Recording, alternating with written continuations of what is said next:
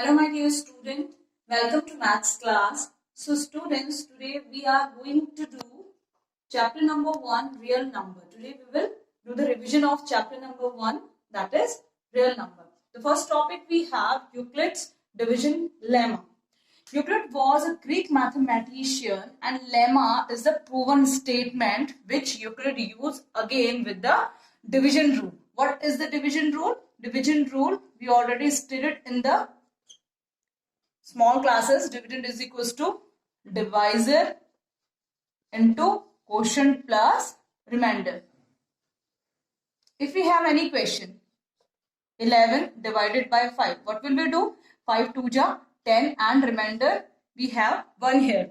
Now we will put all these number according to this formula. Dividend we have 11 here, divisor 5, quotient we have 2 and remainder we have 1 here. So 11 is equals to 5 2 ja 10 and 1 11. So this rule applying for the all positive integer. For example, if we take A, B, C, D, R, S as all positive integers, so this rule we will apply on that integer. For example, if A is divided by B, so there should be a quotient and there should be a remainder here. So we can write here A is equals to BQ plus R, where R. When we divide 11 by 5, we have remainder 1, which is smaller than 5.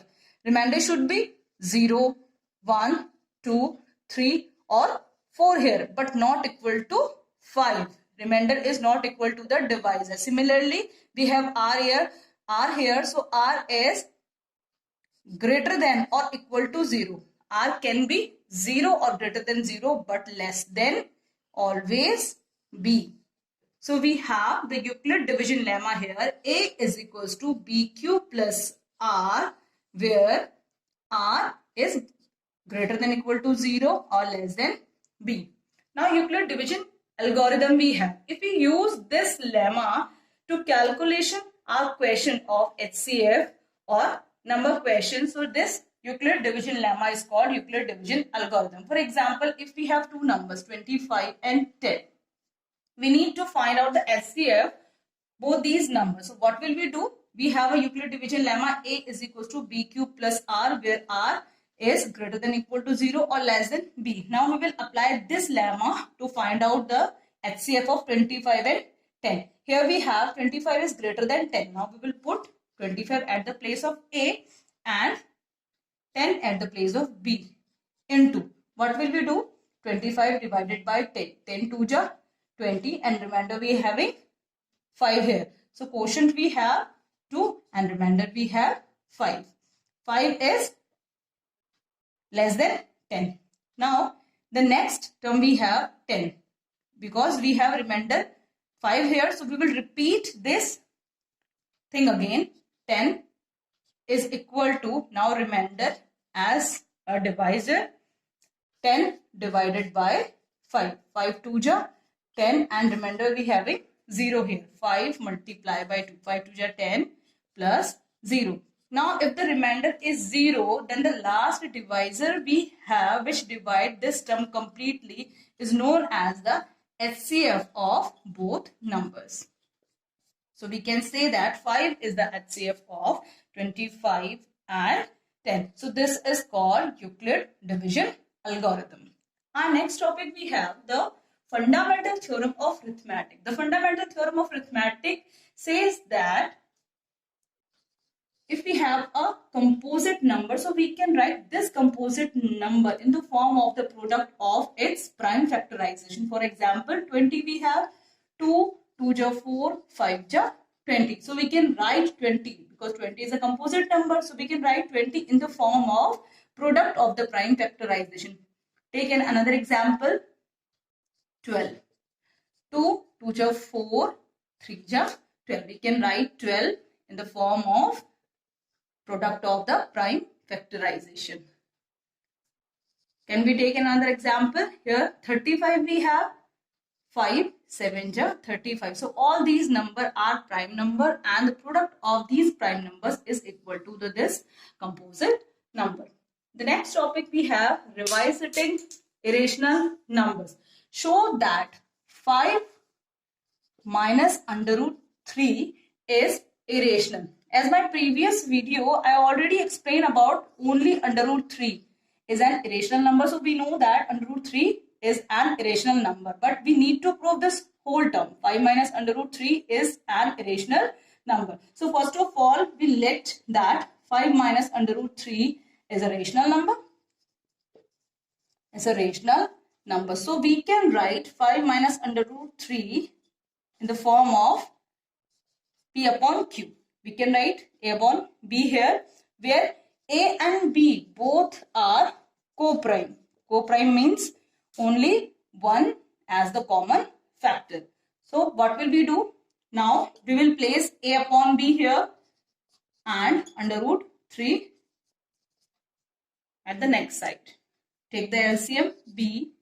5B minus A is equals to under root 3. Now we know that A is the integer, B is the integer, 5 is the integer. So this whole term is also an integer, and an integer is a rational number. So this term is rational number, and we already proved about that under root 3 is an irrational number. So how can it is possible a rational number can't be equal to irrational number? So our assumption was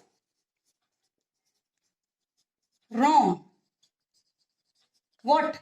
That is 5 minus under root 3 is a rational number, implies that 5 minus under root 3 is an irrational number. Our next topic we have here, revisiting rational numbers and their decimal expansion. The first point in which we have, let x be a rational number whose decimal expansion is terminates. We have x as a rational number and the decimal expansion of the x is terminates. That means, remember, we will get 0 here. So we can represent x in the form of p upon q, and the prime factorization of q we can write in the form of 2 raised to the power n or 5 raised to the power n. So here we have an example 0.375. It is a rational number and its decimal expansion is terminates, because answer we are getting here. So the remainder is 0 and this decimal expansion is terminates. Now we will express it in the form of p upon q. We can put 1 here. This decimal we will remove here and we will put 3 zeros. Next number we have 375 upon 1000. We can write 375 upon 1000 as 10 raised to the power 3. 375 we can write 2 multiplied by 5 and the whole power is 3, because 10 is the multiplication of 2 into 5. It is the prime factorization of 10. So we have in the next line 375 is 2 raised to the power 3 and 5 raised to the power 3. So what was in the point? Let x be a rational number. So x is equals to, we took 0.375 and we can write in the form of p upon q. After removing this decimal, we write here 1000. So this is the form of p upon q. And the next line, what is this? Find prime factorization of q. We can write in the form of 2 raised to the power n and 5 raised to the power n. So here q we can write in the form of 2 raised to the power 3 into 5 raised to the power 3. That means 2 raised to the power n, 5 raised to the power n. The second thing we have, let x is equals to in the form of p upon q and is a rational number. So prime factorization of q we can write in the form of 2 raised to the power n and 5 raised to the power m, and x is a terminating decimal expansion, just opposite of the 1. So here we have an example 13 upon 125. It is in the form of p upon q. So we have to find out first q in the form of 2 raised to the power n, 5 raised to the power n. 13, 125, we can write 5 cube.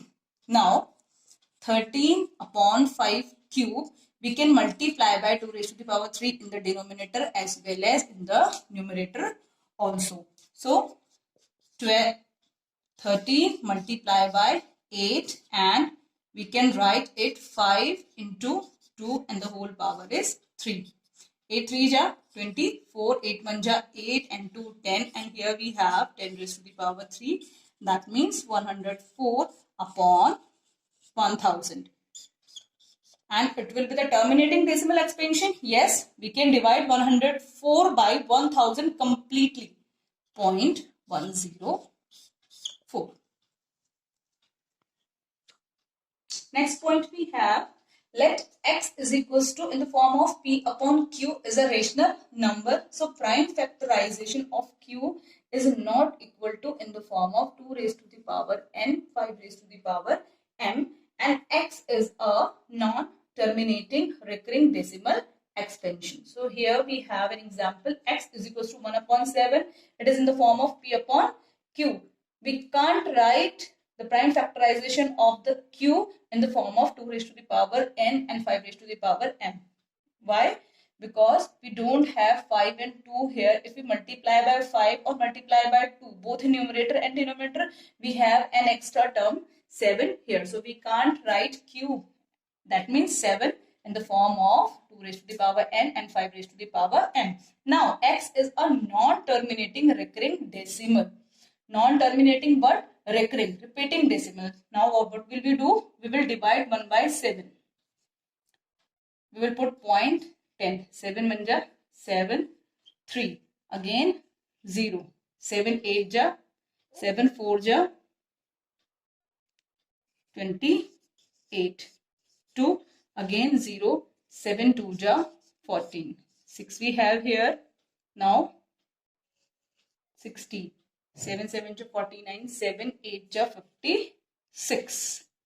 Again we have 4, 40, 7 5 ja 35. 5 we have, now we will do here. 5 we have 50, 7 7 ja 49 and 1. Again we are reaching at 1 from we are starting. So after that, it will be repeat as the same procedure. 1, 4, 2, 8, 5 and 7. So this number will be repeat again and again. So the decimal expansion of the x here, non-terminating but recurring. It's not terminate but repeating again and again.